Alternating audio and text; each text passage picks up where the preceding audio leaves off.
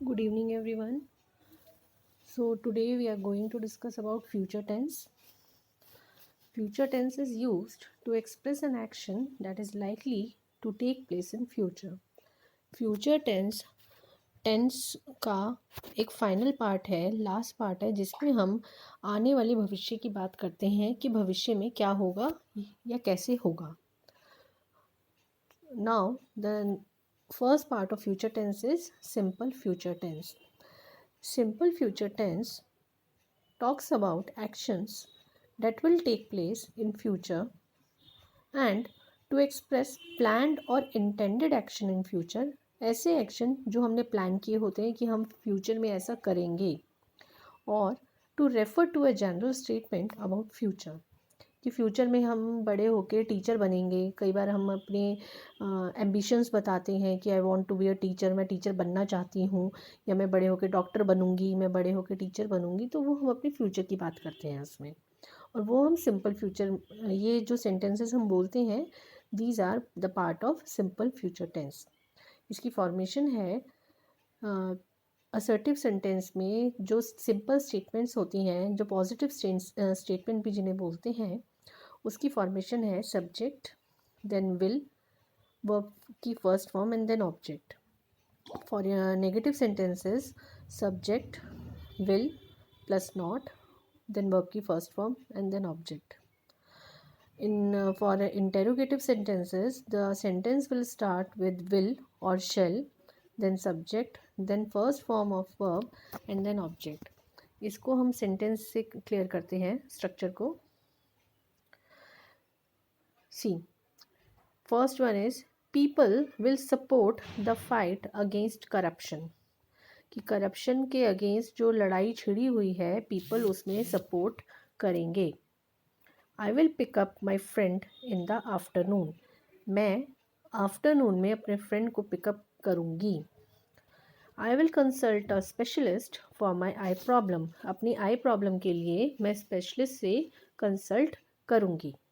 I will not go for a walk as it is very humid. क्योंकि इस time बहुत humid है तो मैं वॉक पर नहीं जाऊँगी. The buses will not ply tomorrow due to strike.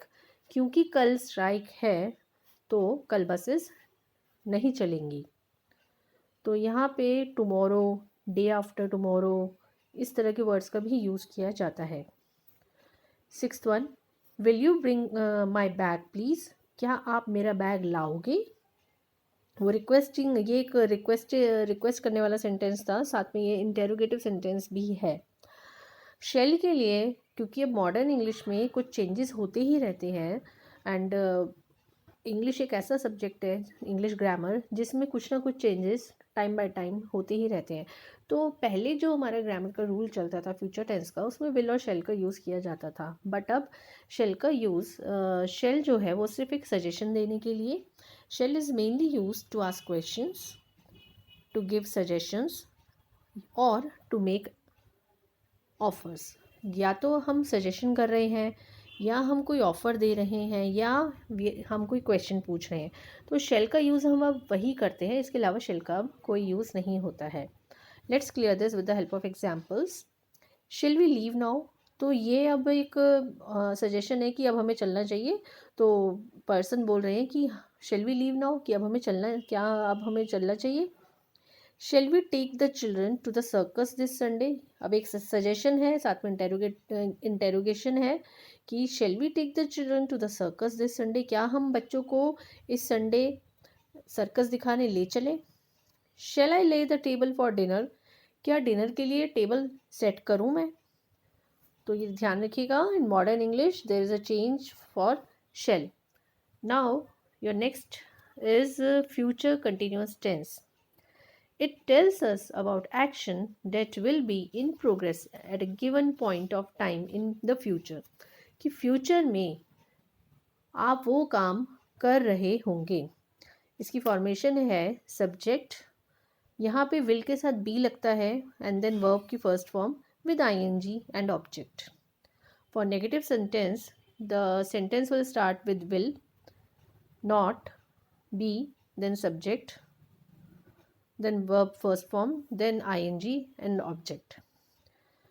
Sorry, यहाँ थोड़ा सा मिस्टेक हुई है, यहाँ विल के साथ पहले सब्जेक्ट आएगा फिर नॉट बी आएगा। ऐसे इंटेरोगेटिव सेंटेंस में पहले आपका sentence you will start with will, then your subject, then be, then first form of verb with ing, and then object. We will clear the structure with the help of examples. Here are the examples. You will be working for 2 hours. कि तुम 2 घंटे तक काम कर रहे होंगे। Second, we will be going to Shimla during our vacations, यानी कि जब कभी भी हमारी वेकेशन होंगी हम शिमला जा रहे होंगे। Priya will be joining a coaching centre for tuitions. Tuition के लिए, ट्यूशन पढ़ने के लिए प्रिया एक कोचिंग सेंटर ज्वाइन करेगी या कर रही होगी। यहाँ पे हाँ जो एक सेंटेंस का मीनिंग निकल के आता है वो यही है, कर रहे होंगे। Soham will be studying when you reach home. जब आप घर पहुँचोगे सोहम तब पढ़ रहा होगा। I will not be playing tennis at 10 AM tomorrow. कल सुबह 10 बजे मैं टेनिस नहीं खेल रही होंगी। He will not be going to enjoy the musical drama. Musical drama, वो लड़का म्यूजिकल ड्रामा एन्जॉय नहीं कर रहा होगा। Will I be playing tennis at 10 AM tomorrow. क्या कल 10 बजे मैं टेनिस खेल रही होंगी। Will Robin be joining us at the meeting. क्या रॉबिन मीटिंग में हमें ज्वाइन कर रहा होगा। तो यहाँ आप ध्यान रखिएगा, फ्यूचर कंटिन्यूअस टेंस में जो सेंस निकल के आता है दैट इज कर रहे होंगे, और it indicate an action that will be going on in future, और to refer to a pre scheduled future plan, कि हमारे कुछ फ्यूचर के प्लान होते हैं। Like the manager will be meeting the new clients on Monday, कि Monday को manager नए क्लाइंट्स से मीटिंग कर रहे होंगे। या to refer to a longer ongoing future action interrupted by another shorter future action. For example, इसको थोड़ा क्लियर करिएगा। सो हम will be studying when you reach home, कि जब आप घर पहुँचोगे उससे पहले सो हम हम पढ़ रहा होगा, यानी कि जब आप घर पहुँचोगे आपको सो हम पढ़ता हुआ मिलेगा, वो पढ़ रहा होगा।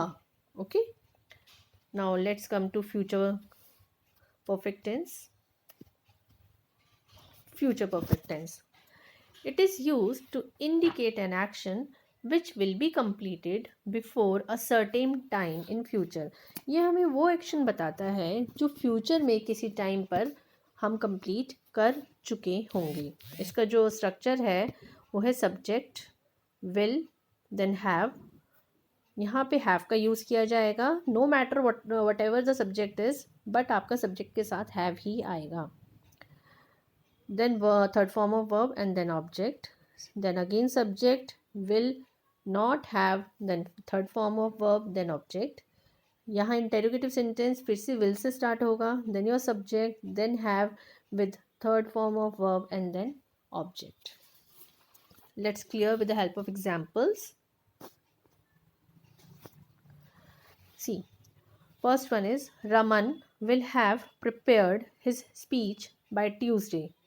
ट्यूसडे तक रमन अपनी स्पीच प्रिपेयर कर चुका होगा। Next, Sona will have written a letter by evening. Evening तक सोना लेटर लिख चुकी होगी। Third, they will have spoken to me. वो मुझसे बात कर चुके होंगे। We will not have left the city. हम सिटी नहीं छोड़ चुके होंगे। Shall I have eaten the food. क्या मैं खाना खा चुकी होंगी। Will they have spoken to me. क्या वो मुझसे बात कर चुके होंगे। Will they have left the city. क्या वो सिटी छोड़ चुके होंगे। तो आपने देखा कि सेंटेंस का इंटेरोगेटिव में क्या मीनिंग बन रहा है, नेगेटिव में क्या मीनिंग बन रहा है, और एक असर्टिव और एफर्मेटिव सेंटेंस में क्या मीनिंग बन रहा है। तो फ्यूचर परफेक्ट टेंस हमें वो एक्शन बताता है जो फ्यूचर के किसी टाइम में हम कंप्लीट कर चुके होंगे. Now the last one is future perfect continuous tense. ये थोड़ा सा कंफ्यूजिंग है और ये this tense is a mixture of your future continuous and future perfect. इसमें आप सेंटेंसेस देखेंगे कि कहीं तो हम जो हमारा सेंटेंस का सेंस निकल के आएगा वो ऐसे निकल के आएगा कि कर चुके होंगे, और कहीं हमारे सेंटेंस का सेंस निकल के आ रहा है कि हम कर रहे होंगे फ्यूचर के किसी टाइम में. So, the meaning is it is used to refer to a long action before a particular time in future. कि फ्यूचर में कोई लॉन्ग एक्शन होगा जिसे हम पहले कर रहे होंगे. ठीक है. And it is also use to refer to an action that will begin at a particular time in future, जो फ्यूचर में किसी समय पर होगा, and will continue beyond that time, कि फ्यूचर में ही किसी टाइम पर स्टार्ट होगा और उसके बाद वो ख़त्म नहीं होगा, वो चलता रहेगा. वही चीज़ कि आपका फ्यूचर कंटिन्यूस और फ्यूचर परफेक्ट दोनों का एक मिक्स्ड कॉम्बिनेशन है. The formation of future perfect continuous tenses. Subject, यहाँ पे विल हैव के साथ बीन लगेगा, then first form of verb with ING and then object. For a negative sentence, subject will not have been, then first form of verb with ing and then object. And for interrogative sentences, the sentence will start with will, then subject, then have been with first form of verb, and then ing, then object. Examples of future perfect continuous tense are: the choir will have been singing for an hour before the play starts. यानी कि जब play start हुआ तब core of singers जो है 1 घंटे तक गा चुके होंगे. जब प्ले स्टार्ट होगा, when the play starts, play start होने से पहले जो कोर ऑफ सिंगर्स है वो 1 घंटे तक या तो गा रहे होंगे या गा चुके होंगे. इसका आप दोनों सेंस बना सकते हैं. और ये एक ऐसा टेंस है which we rare, which we use rare. ये एक ऐसा टेंस है कि जिसे हम रेयर यूज़ करते हैं, क्योंकि इसमें जो कहीं भी बातें होती हैं वो थोड़ा सोचने में या बोलने में अटपटी लगती हैं. तो फ्यूचर परफेक्ट कॉन्टिन्यूस टेंस का यूज़ बहुत ही रेयर किया जाता है, क्योंकि it doesn't sounds good to speak in this tense. Second sentence, Sneha will have been sleeping for 2 hours by the time the maid reaches home. जब मेड पहुँचेगी तब तक स्नेहा 2 घंटे तक सो रही होगी. Okay. Third, they will have been sleeping for 1 hour by 8 o'clock. यानी कि ध्यान से सुनिएगा, 8 बजे से, बाय 8 o'clock यानी कि 8 बजे से वो 1 घंटे तक सो चुके होंगे, या 8 बजे से वो 1 घंटे तक सो रहे होंगे. Fourth, I will have been singing for a year. मैं 1 साल तक गाना गा रही होंगी या गाना गा चुकी होंगी. Fifth, they will have been teaching since 2002. 2002 से वो पढ़ा रहे होंगे. He will not have been playing football for 2 months. 2 महीने तक वो फुटबॉल नहीं खेल रहा होगा. They will not have been teaching since 2002. अब देखिए, 5th नंबर पे एक पॉजिटिव सेंटेंस है, 7th पे एक नेगेटिव सेंटेंस है सेम सेंस में. They will not have been teaching since 2002. वे सब 2002 तक नहीं पढ़ा चुके होंगे. वो 2002 से नहीं पढ़ा रहे होंगे. 8th, will he have been talking to her neighbor for 30 minutes? क्या वो 30 मिनट्स तक अपने नेबर से, वो लड़का, बात कर रहा होगा. Will she have been working for 3 years? Like suppose a girl is working in some office, तो उससे वो क्वेश्चन पूछ रही है, क्या 3 साल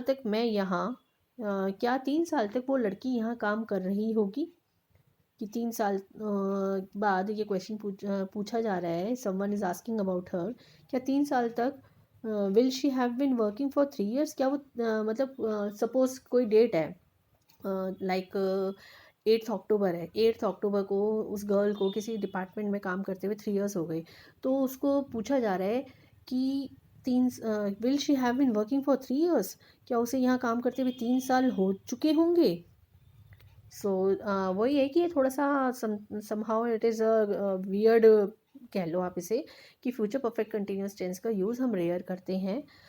एंड जो हमारे टेंसेस बहुत ज़्यादा यूज़ किए जाते हैं वो हमारा पूरा प्रेजेंट टेंस है, पास्ट टेंस है, future, simple future and future continuous with future perfect. तो फ्यूचर परफेक्ट कॉन्टिन्यूस टेंस का यूज़ बहुत रेयर आपने देखा होगा, कि जो हमें बात अपनी फ्यूचर टेंस से रिलेटेड करनी होती है वो हमारी फ्यूचर कंटिन्यूस, फ्यूचर परफेक्ट या सिंपल फ्यूचर में ही कंप्लीट हम अपनी बात को कह सकते हैं।